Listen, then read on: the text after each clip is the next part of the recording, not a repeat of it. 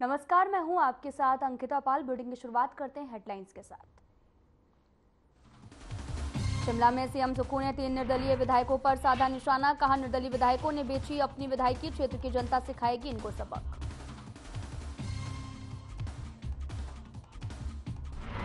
शिमला में एचआरटीसी को लेकर बैठक का आयोजन। सीएम सुक्खू ने निगम में इलेक्ट्रिक बसें शामिल करने की कही बात। कहा, इलेक्ट्रिक बसों के लिए 327 करोड़ का बजट।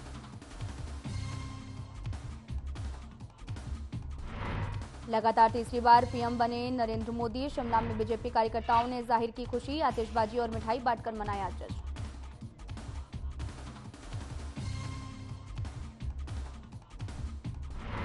सोलन में बीजेपी प्रवक्ता विवेक शर्मा ने दिया बयान। कहा, पीएम मोदी ने शपथ लेते ही किए सराहनीय काम। किसान सम्मान निधि की 17वीं किस्त जारी।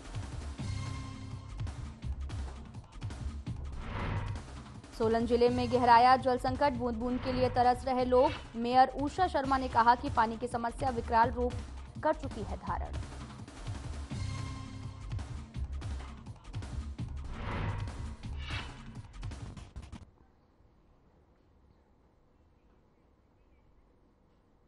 रुक करते हैं खबरों की तरफ। हिमाचल प्रदेश में फिर से 3 उपचुनावों की घोषणा हो गई है।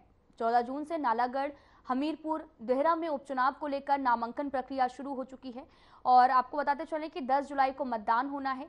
वहीं सीएम सुखविंदर सिंह सुक्खू इसको लेकर निर्दलीय विधायकों पर निशाना साधा है। उन्होंने आरोप लगाते हुए कहा कि निर्दलीय विधायकों ने अपनी विधायक बेची है और अब क्षेत्र की जनता उन्हें सबक सिखाएगी। वहीं सीएम ने प्रधानमंत्री बनने पर नरेंद्र मोदी को शुभकामनाएं दी और कहा कि वो जल्द ही उनसे मिलने दिल्ली जाएंगे। हिमाचल को जिस तरह से आपदा के दौरान राहत पैकेज नहीं मिला, उसकी मांग फिर से उठाएंगे। इसी के साथ में दिल्ली को पानी देने के सवाल पर भी सीएम ने कहा कि वो दिल्ली को पानी देने के लिए तैयार भी हैं और पानी हरियाणा से होकर जाना है। हिमाचल को दिल्ली की पानी की देने में कोई भी आपत्ति नहीं है, लेकिन हिमाचल पानी को लेकर चार्ज करेगा ताकि प्रदेश की आर्थिक सुदृढ़ हो सके। निश्चित तौर पर अब जो ये चुनाव होने जा रहा है, ये 3.5 साल के लिए चुनाव होने जा रहा है और ये एक ऐसा चुनाव है जब से देश आज़ाद हुआ है और देश आज़ाद होने के बाद जो निर्दलीय प्रत्याशी है, जो कि किसी भी पार्टी के प्रत्याशी को समर्थन दे सकते हैं, उन निर्दलीय प्रत्याशियों ने इस्तीफा दिया है और उन निर्दलीय प्रत्याशियों ने जो इस्तीफा दिया उसके पीछे क्या कारण रहे, क्योंकि निर्दलीय प्रत्याशी तो चाहे कांग्रेस की सरकार है उसको समर्थन कर सकता है, चाहे विपक्ष है उसको समर्थन कर सकता है। दिल्ली को जो पानी देने का मामला है वो हमारा दिल्ली सरकार से समझौता हुआ है और मैंने उनसे कहा है कि दिल्ली सरकार को जो हम पानी देंगे वो हम अपनी संपदा है, उस पानी पर हम दिल्ली सरकार से क्यूसिक मीटर या लीटर के हिसाब से हम पैसे लेंगे। उस पर दिल्ली सरकार ने सहमति बना दी है। अब हिमाचल से जो पानी छोड़कर जाना है। शिमला में सीएम सुखविंदर सिंह सुक्खू ने हिमाचल पथ परिवहन निगम की बैठक की अध्यक्षता की है। इस दौरान सीएम ने कहा कि निगम राज्य के लोगों को परिवहन सुविधाएं प्रदान करने में सबकी महत्वपूर्ण भूमिका निभाता है। उन्होंने निगम के संचालन के लिए प्रदेश सरकार की ओर से हर संभव सहयोग प्रदान करने का भी आश्वासन दिया है। वहीं सीएम ने यह भी कहा कि यात्रियों की सुविधा के लिए निगम की तरफ से 25 नई वोल्वो बसें और 50 टेम्पो ट्रैवलर खरीदे जाएंगे। इसके अतिरिक्त निगम के बेड़े में इलेक्ट्रिक बसें शामिल की जाएंगी और साथ ही उन्होंने ये भी कहा कि वर्तमान वित्त वर्ष में इलेक्ट्रिक बसों की खरीद के लिए 327 करोड़ रुपए का बजट आवंटित किया गया है। वहीं उप मुख्यमंत्री मुकेश अग्निहोत्री ने बैठक के दौरान कहा कि प्रदेश में परिवहन सुविधा को सुदृढ़ करने के साथ ही पर्यावरण संतुलन बनाए रखने में इलेक्ट्रिक बसों की विशेष भूमिका रहेगी। नरेंद्र मोदी के तीसरी बार प्रधानमंत्री बनने पर बीजेपी कार्यकर्ताओं ने शिमला के CTO में पटाखे फोड़कर और मिठाई बांटकर जश्न मनाया है। पंडित जवाहरलाल नेहरू के बाद में नरेंद्र मोदी देश के तीसरी बार प्रधानमंत्री बने और ऐसे में देश भर में बीजेपी कार्यकर्ताओं में खासा उत्साह देखने को मिल रहा है। शिमला बीजेपी मंडल ने भी रविवार शाम को नरेंद्र मोदी को पीएम पद की शपथ लेने का जश्न मनाया। इस मौके पर शिमला शहरी से बीजेपी प्रत्याशी रहे संजय सूद ने भी कहा कि अगर आज बीजेपी की ऐतिहासिक पल है और हिमाचल ने भी बीजेपी की चारों लोकसभा सीट जीतकर पीएम मोदी के हाथ मजबूत किए हैं। जेपी नड्डा को भी मंत्रिमंडल में शामिल किया गया है, जिससे प्रदेश के विकास को गति मिलेगी।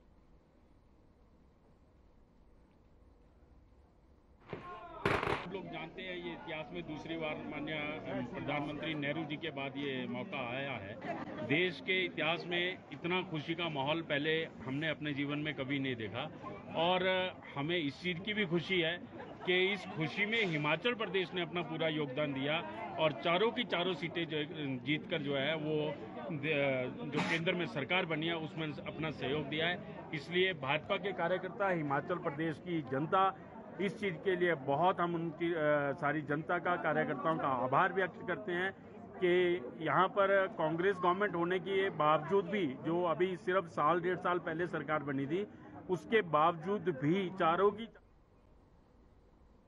सोलन में बीजेपी प्रवक्ता विवेक शर्मा का बयान सामने आया है। इस दौरान विवेक शर्मा ने कहा कि देश के प्रधानमंत्री नरेंद्र मोदी ने शपथ लेने के पश्चात सर्वप्रथम देश के किसानों के लिए किसान सम्मान निधि की 17वीं किस्त जारी की है, जो कि ना तो किसी जाति, ना किसी धर्म, ना संविधान को खतरा बताकर दी गई है।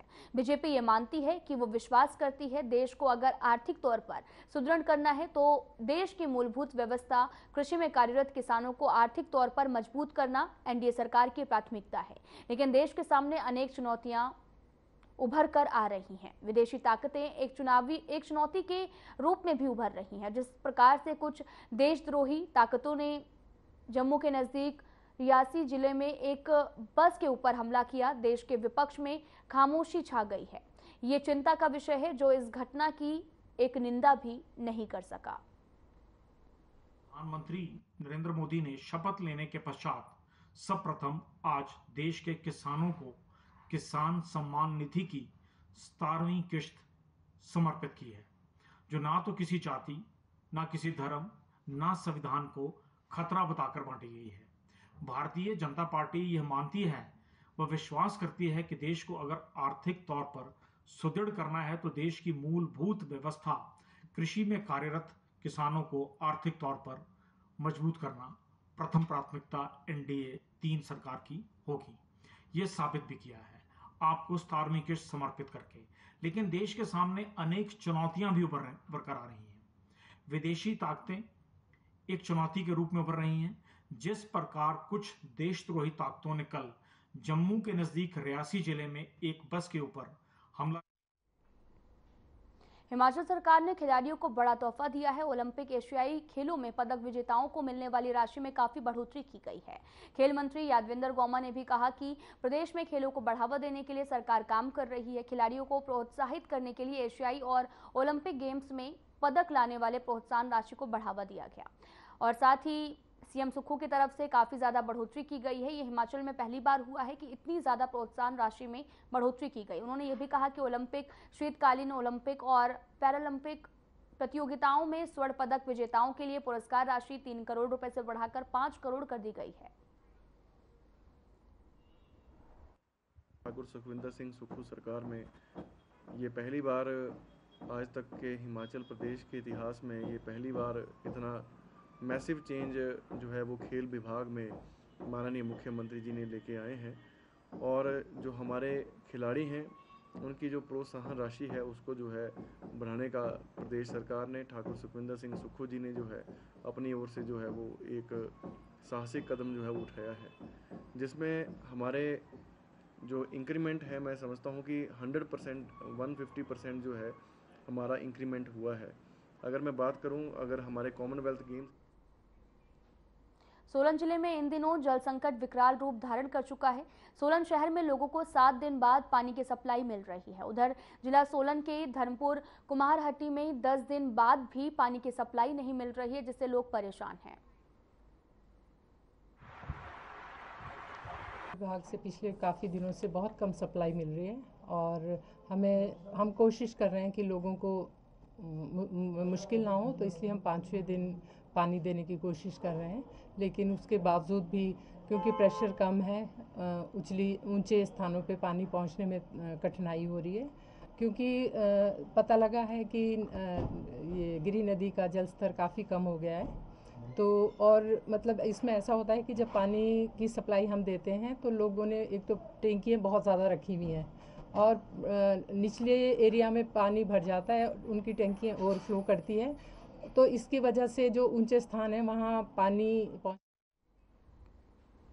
आज गुरु अर्जन देव जी की आपको बताते चलें कि शहीदी दिवस मनाई गई है, जहां पर उनका शहीदी दिवस ज्येष्ठ माह के शुक्ल पक्ष की चतुर्थी को मनाया जाता है। इस बार 10 जून को उनका शहीदी दिवस मंडी सुंदरनगर नेर चौक में मनाया गया। इस मौके पर सुंदरनगर मंडी में संगतों ने छबील लगाई है।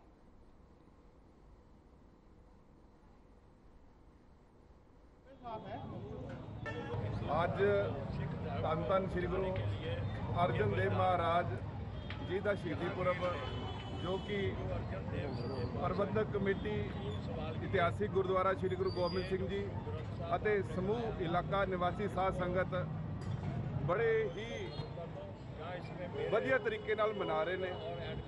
ਅੱਜ ਦੇ दिन जहांगीर ਤੇ ਉਹਦਾ ਦੀਵਾਨ चंदू लाल, जिन्हों ने श्री गुरु अर्जन देव जी ਨੂੰ तसीहे दे के शहीद किया, जिस तरह की सत्ती तवी ते महाराज ਨੂੰ बिठाया।